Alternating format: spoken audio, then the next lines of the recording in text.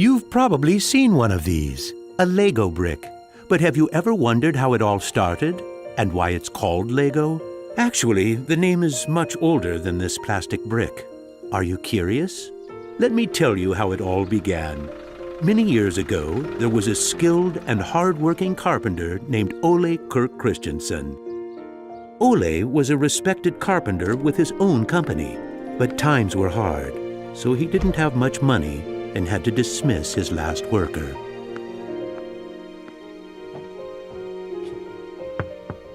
Come on in. I've closed down the workshop and packed my things. Thank you. I suppose I'd better write you a paycheck.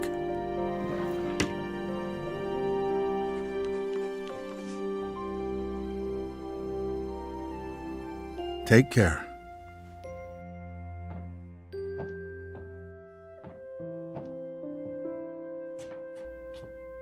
Well, that was the last one. I just didn't imagine that it would come to this. I know. It's hard to understand. But at least now it can't get much worse. But it did get worse. Shortly after, Ole lost his wife.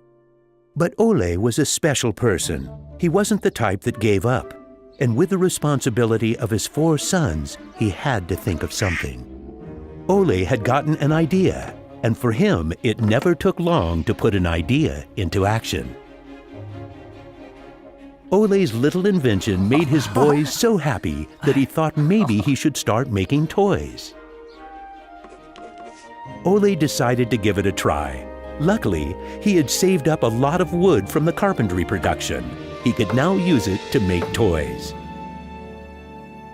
Time passed by, and even though Ole was a skilled carpenter and had a good eye for quality and detail, sales were very slow. Luckily, one of his sons, Gottfried, started helping out his dad after school. Together, they just barely managed to keep up the production. Eventually, word began to spread that wooden toys of the finest quality were being made in the little workshop in Billund. One day, a man drove into town, a man who would change Ole's future. He was a wholesaler from Fredericia. I've heard that you're making some very nice wooden toys. Well, one does his best. The wholesaler was very impressed with all the wooden toys and placed a big order before he left. Now there's finally someone who can see the opportunities in what we're doing. Look at this. The wholesaler wants to put a lot of our toys into his store for the holidays. It's going to be a good Christmas this year, but we'll be busy. Now there was a lot to do in the little workshop, and Ole could rehire his former workers. Ole only used the highest quality wood, which was hand-picked and very carefully prepared. They worked day and night to get the order finished, so the wholesaler could get the toys out in stores before Christmas. Is there something wrong, Dad? I'm afraid that we're in big trouble. In the middle of their work, Ole received a letter saying that the wholesaler had filed for bankruptcy and couldn't buy the toys that he had ordered. But what are you gonna do? What about Christmas? Now we can't even afford food? I'll do it. What are you gonna do, Dad? I'll do it myself. I'll drive around selling the toys. There was no time to lose. Ole packed the car with all the toys and drove off. Ole was a very good toy maker, but was not a very good salesman. He didn't like praising himself or talking about how carefully the toys had been made. But he had to keep trying if he was going to sell anything. This is going to be a blast. Is there anything you're interested in? It looks exciting, but I don't have a lot of money right now. Maybe we could trade and call it even. Well, I would prefer money, but... In the end, he succeeded in selling all the toys. He didn't receive as much money as he had hoped, but the family managed, and they had plenty of food for Christmas.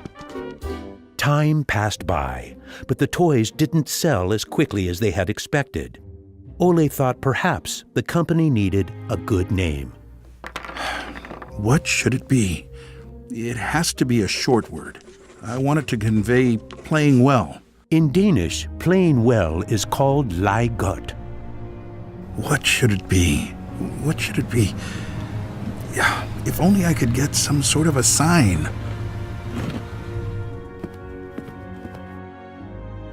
Lego. As you can see, Ole himself ended up finding a very suitable name. But what he didn't know was that in Latin, the word Lego means I put together. The name Lego was well received, and the company slowly started to move forward. We have made 3,000 crowns this year, and we have more orders than usual. Did you say 3,000 crowns? Then you need to see what I've been looking at. Even though Gottfried wasn't comfortable spending money on a milling machine, he could see that it was useful and that the quality of the toys improved. Could you finish the last batch and get it ready for shipping? I will.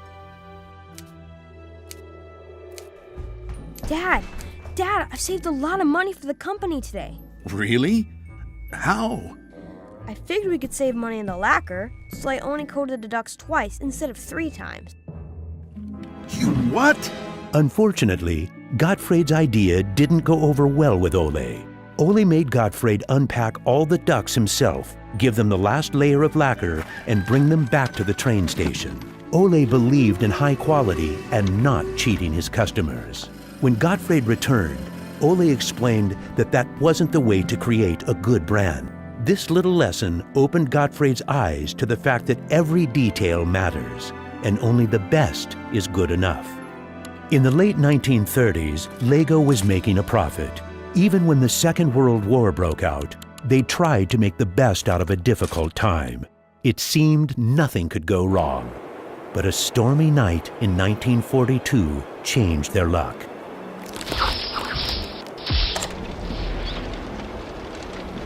There's a fire!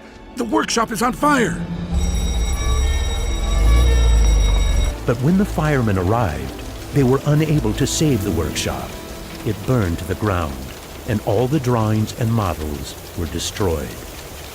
Ole was beginning to lose hope. All that he had worked for was gone, and he almost lost his company. But being responsible for his children and workers inspired him to rebuild Lego. A new factory was constructed. Soon the production of wooden toys started again. The little company fought its way back into the market. Gradually, the Lego factory began to run smoothly, and Ole started looking for new challenges. One day, he went to Copenhagen to look at a new machine that had just arrived in Denmark. It was a plastic molding machine, and Ole was very excited about it. Should we buy it? It sure is a good bargain, and it will give us a lot of opportunities. Well, it does sound interesting, but it is a lot of money. I'll take that as a yes.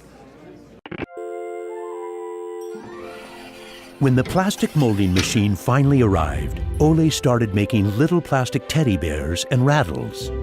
But he still had the plastic bricks that he had received at the fair. There was something about them that he couldn't stop thinking about. And even though no one else could see the potential in them, Ole decided to redesign and put them into production. But it was when Lego first launched the Gray Ferguson tractor that the plastic toys became a success. Unfortunately, the sales were dropping during the summer, and the company had too many toys in stock. This can't be right. Of course our products can be sold the whole year, not only for Christmas. Gottfried decided that he would go out and sell the toys himself. Gottfried brought his wife Edith as company and moral support. If you can't get cash, then we need butter and eggs. Well, it wasn't that bad. Gottfried was a success in his trip around the country, which helped Lego to get out of its financial crisis. They reached home just in time for Ole's birthday party. Ole turned 60, and the whole family was gathered to celebrate with him. Well, I guess it was a long trip around the country. Hey, I got an idea. Listen. What about a picture with the 3 generations? Everyone thought that was a good idea, and we were placed on the sofa with all the presents and flowers around us.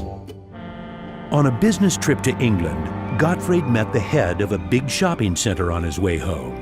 They discussed the toy industry, and the conversation would be very important to the future of Lego. Damn this industry. I just think that toys are no good nowadays. What do you mean? I think they're working very well. Oh, they work fine, sure, but there's no system in anything. System?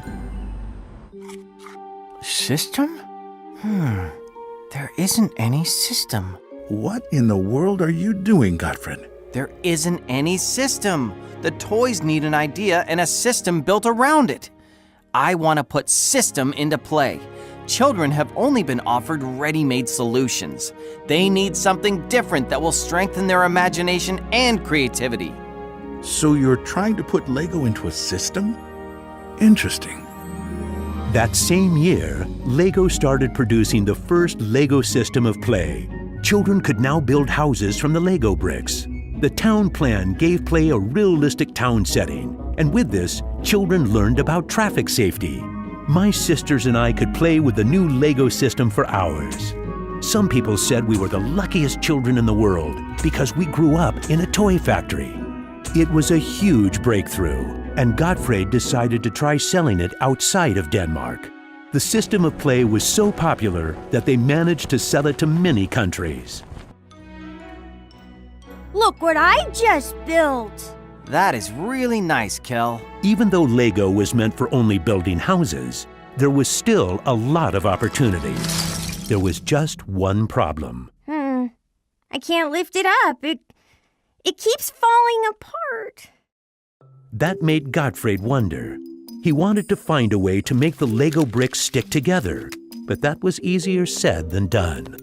Gottfried noticed that the Lego bricks got a better clutch power with tubes inside. Now it was no longer just bricks, but a whole construction system with endless possibilities. This was groundbreaking for the Lego product.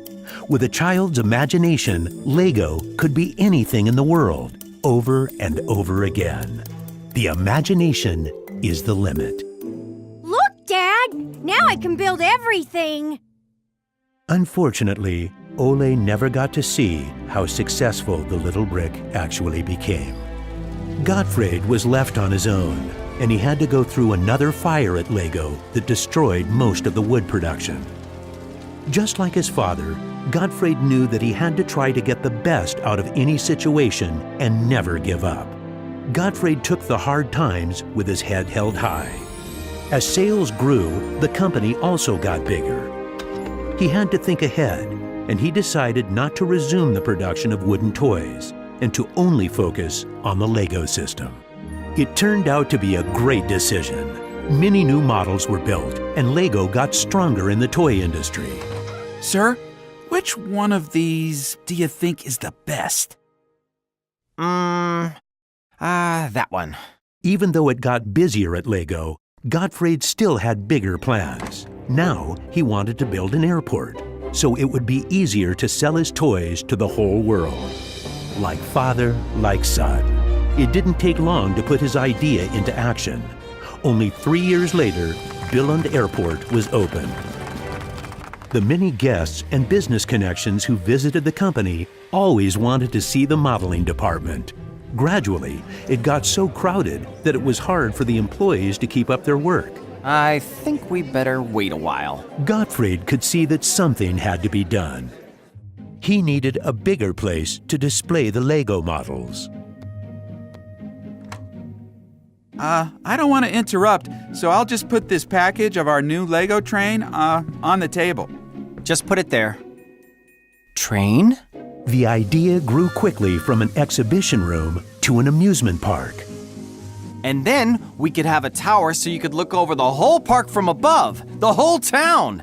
It will be a land made out of Lego. Legoland! Well, it looks interesting, but how many visitors are you actually counting on? Well, I guess, 200, 300,000? 300,000! Even though it sounded like a lot, my dad was actually pretty far off the mark. There were 600,000 guests the very first year. My family and I were there to greet the guests. We've kept up this tradition ever since.